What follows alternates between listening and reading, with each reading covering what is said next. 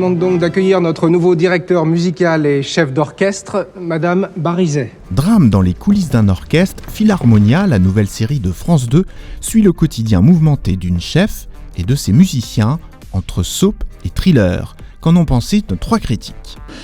Mademoiselle Rivière, venez vous installer au premier pupitre, s'il vous plaît. C'est vous qui serez premier violon lors du prochain concert. Ni polar, ni comédie familiale, Philharmonia nous invite dans un monde original pour les séries françaises. Cette chef, c'est Hélène Barizet, on l'appelle la Barizet, et on sent bien qu'à son arrivée, on n'est pas très content de la voir là. Et d'ailleurs, les musiciens le lui font bien sentir, et d'ailleurs, dans le premier épisode, il y a cette scène assez chouette, où pour lui faire comprendre que bon, elle n'est pas forcément la bienvenue, il lui interprète « Mission impossible ». C'est toujours une bonne idée quand une série s'empare du monde du travail, parce qu'évidemment, c'est le lieu de toutes les rivalités, de tous les conflits, de toutes les ambitions, de toutes les histoires d'amour et de tous les transferts possibles, puisqu'on sait bien qu'on va tous au boulot en rêvant un petit peu de récupérer la reconnaissance que papa nous a pas donnée, ou l'affection que maman nous a mal donnée, ou trop, ou pas assez. La série a été tournée à la Philharmonie de Paris, dans les locaux. C'est crédible, on y est, il y a une vraie arène. Ceci étant dit, le cadre de l'orchestre lui-même est moins bien exploité. On rentre moins dans le détail du travail des musiciens. Tout ça est assez superficiel. Au cœur de Philharmonia, une chef tourmentée et son premier violon, jeune femme en quête de repères.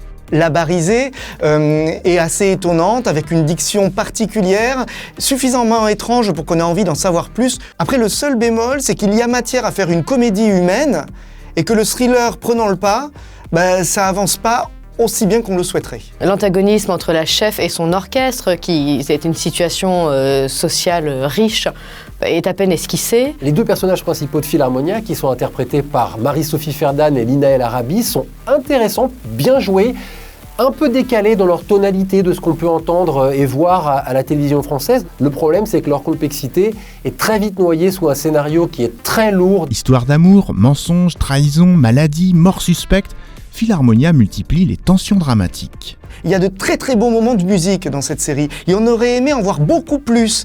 Or, ils sont parsemés, et vraiment le thriller prend le dessus sur la musique, et c'est là qu'il y a les premières fausses notes. On est presque déstabilisé tant on retrouve des clichés d'un mauvais thriller. Il y a des dialogues qui sonnent complètement parodiques. On peut voir une scène comme une harpiste essuyant sa harpe qui a été trempée avec son t-shirt, donc en soutien-gorge pendant un long plan, voilà. Il y a trop de choses dans cette série. C'est comme si quelqu'un avait une bonne idée, avait voulu faire un drame sur fond de musique classique, et on a ajouté à ça des suspicions de crime, des coucheries. Si ça avait été plus nu, plus simple, plus frontal, ça aurait pu être réussi, mais malheureusement, c'est trop pesant. Les chefs passent, l'orchestre reste. C'est l'heure du verdict de Sérirama. Philharmonia mérite-t-elle une bonne note ou fait-elle un canard ? C'est original et ça c'est bien, mais c'est beaucoup trop lourd et maladroit et ça c'est beaucoup moins bien, donc on peut pas mettre plus d'un T. C'est une cacophonie inaudible. Tous les ingrédients sont là dans cette série.